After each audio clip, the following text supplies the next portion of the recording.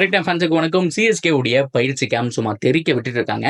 So ராகுல் திரிபாதி, அது மட்டும் இல்லாமல் ரொம்ப முக்கியமாக தீபக் ஹூடா, ரவிச்சந்திரன் அஸ்வின், ருத்ராஜ் கெய்க்வாட், எம்எஸ் தோனி, கலீல் அகமதுன்னு சொல்லிட்டு எல்லாருமே தீவிர பயிற்சியில் இருக்காங்க. ஸோ அது எல்லாமே என்னென்ன நடந்தது, குறிப்பாக யார் யார் பெஸ்ட்டாக பண்ணியிருக்காங்க, எம்எஸ் தோனி அவர்களுடைய மாஸ்டர் பிளான் என்ன அப்படிங்கிற மாதிரி கம்ப்ளீட்டாக பார்க்கலாம். அதுக்கு முன்னாடி ஃபர்ஸ்ட் டைம் சேனலுக்கு வரீங்கன்னா மறக்காம சப்ஸ்கிரைப் பண்ணி சப்போர்ட் பண்ணுங்க. அப்போ தான் அப்டேட் எல்லாமே உங்களுக்கு வந்து சேரும். சரி வாங்க வீடியோக்குள்ள போகலாம். So first of all Ravichandran Ashwin and MS Dhoni ரெண்டு பேருமே மெஜாரிட்டி ஆஃப் ஃப்ரேமில் ஒன்றா இருக்கிறத வந்துட்டு நம்மளால பார்க்க முடிஞ்சு 2015க்கு நம்மளை அப்படியே கொண்டு போகுதுங்க. ஸோ அந்த ஒரு காலகட்டம் நாஸ்டாலஜிக் ஃபீல்டுங்கிறதெல்லாம் மாற்றம் கிடையாது. 2013ல் பார்த்துருப்பீங்க, சாம்பியன்ஸ் ஆஃப் ஃபைனலில் அஸ்வின் கையில் தாராளமாக ஓவர் கொடுத்து நீ போடு எல்லாமே வந்துட்டு வெளியில் போடு, அவன் சிக்ஸ் அடிக்கிற மாதிரி இருந்தால் இழுத்து அடிக்கட்டும், ஸோ நம்ம தான் ஜெயிக்கிறோம் அப்படிங்கிற மாதிரி கான்ஃபிடென்ட்டாக சொன்னார். அஸ்வின் பல இன்டர்வியூவில் சொல்லியிருப்பாரு. அதே மாதிரி அஸ்வின் போட ட்ரெட்வெல் மிஸ் பண்ண சாம்பியன்ஸ் ஆஃப் அடிச்சிருப்பாங்க. அதெல்லாம் ஒன் ஆஃப் த பெஸ்ட் மூமெண்ட்ங்கிறத மாற்றம் கிடையாது. ஸோ அப்போ இருந்து பார்த்தோம் அப்படின்னா அஸ்வின் அப்படின்னாலே எம்எஸ் தோனி அவர்கள் ட்ரஸ்டபிளாக நீ போட நான் பார்த்துக்கிறேன் அப்படிங்கிற மாதிரி அவ்வளோ நம்பிக்கை வைக்கக்கூடிய ஒரு ஆள் தான். ஸோ ரெண்டு பேரும் ஒரே ஃப்ரேமில் ஏகப்பட்ட தடவை பயிற்சி பண்ணுறதை பார்த்தோம். அஸ்வின் அவர்கள் ருத்ராஜுக்கு பவுலிங் போட்டதை பார்த்தோம். ஸோ நிறைய பேட்ஸ்மேன், அதாவது வந்துட்டு இப்போ இருக்கக்கூடிய ஒரு யங் ஜென்ரேஷன் இருக்கக்கூடிய பேட்ஸ்மேன் மட்டும் இல்லாமல் அஸ்வின் அவர்கள் வந்துட்டு எல்லாருக்குமே பவுலிங் போட்டார். ஸோ அது மட்டும் இல்லாமல் அவரும் கொஞ்சம் நேரம் நெட்டில் பேட்டிங் ஆடினாருங்க. அதுதான் ரொம்ப முக்கியமான விஷயம். ஸோ ஆல்ரவுண்டர் அப்படிங்கிறதுனால அதையும் இம்ப்ரூவ் பண்ணி வச்சிருக்காரு.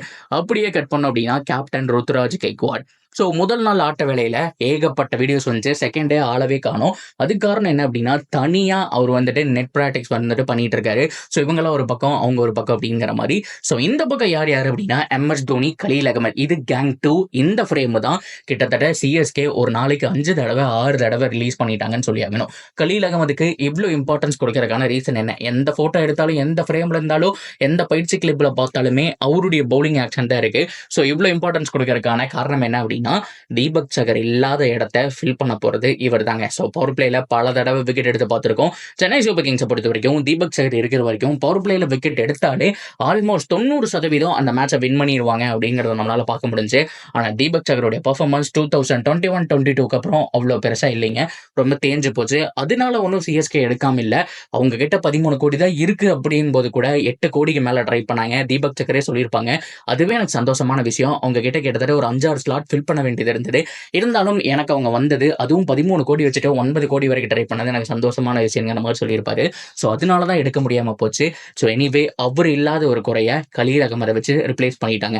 வெயிட் மினிட், தீபக் சகர் ஓரளவுக்கு பேட்டிங் ஆடுவார், இவர் ஆடுவாரான்னு கேட்டா இவர் அதை விட சிறப்பாக ஆடுறாருன்னு சொல்லி ஆகணும்.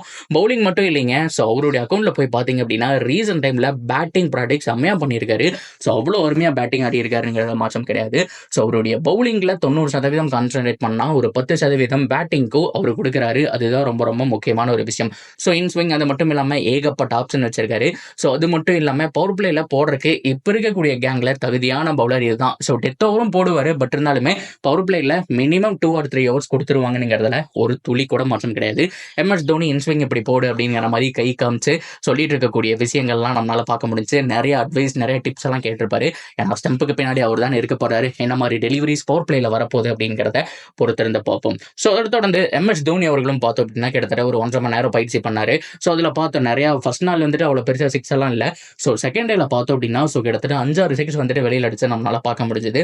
ஸோ அவ்வளோ சூப்பராக பயிற்சி பண்ணிட்டு இருந்தாரு. ஸோ இது போக யங்ஸ்டர்ஸ் வந்துட்டு நிறைய பேர் பயிற்சி பண்ணிட்டு இருந்தாங்க. ஸோ ரொம்ப முக்கியமாக மிடில் ஆர்டரில் கேரி பண்ணி கொண்டு போகக்கூடிய விஜய் சங்கர், தீபக் ஹூடா அண்ட் ராகுல் திரிபாதி 3 பேருமே பயிற்சியில் இருக்காங்க. ஸோ திரிபாதியோட கிளிப்ஸ் மட்டும் பெருசாக இல்லை. ஸோ அவரோட நாளைக்கும் நாளானிக்கும் ரிலீஸ் ஆகலாம். ஸோ மற்றபடி தீபக் ஹூடாவுடைய கிளிப் அப்படிங்கிறது இருந்தது. ஸோ அது போக விஜய் சங்கர் மேக்ஸிமம் பின்னாடி நின்றுகிற மாதிரியான கிளிப்ஸ் வந்துட்டு இருந்தது. இப்போதான் டே 1. இன்னும் சிஎஸ்கே உடைய முதல் ஆட்டத்துக்கு 20 நாள் 22 நாள் இருக்கு. ஸோ இப்போவே எல்லாருமே ஓரளவுக்கு டச்சில் இருக்கிற மாதிரி இருக்கு. இது அப்படியே இந்த டீமா ஸோ ஃபார்ம் பண்ணி ஸோ எல்லாருமே, அதாவது கோச் அது மட்டும் இல்லாமல் பிளேயர்ஸ் எல்லாருமே பேசி ஒரு 20 நாளுக்குள்ள ஸோ கண்டிப்பாக அவங்களுடைய ஹை எதுவோ அது போஸ்ட் பண்ணிடுவாங்க. ஸோ இது போக Ravi Jadeja so champions of முடிச்சதுக்கப்புறம் வந்து ஜாயின் பண்ணுவார். ஸோ அது மட்டும் இல்லாமல் ஸ்ரேயாஸ் கோபால், இன்னும் நிறைய பேர் இருந்துட்டு இருக்காங்க இல்லையா. ஸோ ரொம்ப முக்கியமாக மத்தீஷா பத்திரானா அவர் வந்துட்டு கிளம்பிட்டாருங்க. ஸோ அவரை பற்றி ஒரு வீடியோ போட்டிருந்தேன். சப்போஸ் மிஸ் பண்ணியிருந்தீங்கன்னா செக் பண்ணி பாருங்க. ஸோ அவரும் கிளம்பிட்டாரு. கூடிய சீக்கிரம் வந்துருவாங்க.